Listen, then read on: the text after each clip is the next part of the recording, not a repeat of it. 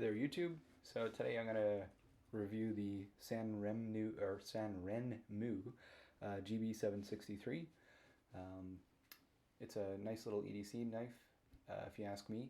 Um, that's the original packaging that it comes in. Not particularly fancy, but for a $12 knife, I don't see why it would need to be. So, a couple quick specs about this guy. Blade, about 3¼ inches long. It's 8 CR13 MOV steel, and I'd have to say, in my experience, it's not a bad steel, and this certainly is. I would say that it is, in fact, that kind of steel. I know that sometimes when you buy things from China and they're pretty cheap, you kind of have to wonder about the quality here, but compared to my other knives, I'd say that that's probably the truth. Couple things I can tell you about this thing I absolutely love. I think the design straight away is just really cool. A lot of jimping on this thing, a lot of places to grip it. Some good jimping right up here on the top of the handle, and then that extends into the blade. And then you've got jimping on the back end here as well. And it actually turns out to be just a really steady holding knife. You're never going to lose your grip on this guy here. Axis lock on it. I'm a big fan of axis locks. Liner locks are okay.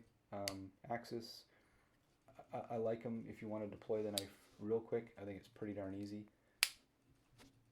You know, I defy you to get many other knives open that fast. And then it's nice and easy to bring it down as well. I find that sometimes if you're going to close a knife, like let's say you've got a liner lock, you're going like this, and then you're pressing the blade in, it just increases the chance that you're going to go ahead and cut yourself. But axis, your fingers never need to be there.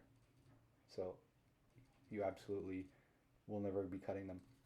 So lanyard hole on this, pretty nice. Again, kind of a cool design. Pretty big. You could probably fit like 3 strands of paracord through there if you really wanted to. You've got thumb studs either side of this guy. I think that's pretty plain to see. They're pretty good design too. They sort of, you know, they're not your typical volcano style ones. They notch out just a little bit, so you actually have a pretty good grip on it. So you can see there, no problems getting a hold of it. Nice blade on this thing too.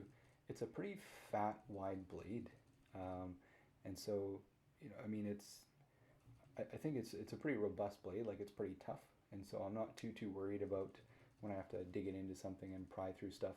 But again, like I said, it's a $12 knife. If I bust it, there's my other one, right? It's not exactly like I lost that much sleep on it. So anyways, that's the Sanrenmu. Just to give you an example, I guess a frame of reference here, I've got a Utilitac here. And so you can see how these guys match up in size. So Utilitac's, you know, much larger knife. I love this knife. In fact, I think the next review I'm going to do is on that guy. But just to give you an idea of the blade sizes, so nice little pocket EDC knife here. That's it. I don't think there's much more to say about a $12 knife, other than if you can find one on eBay, I recommend you pick it up.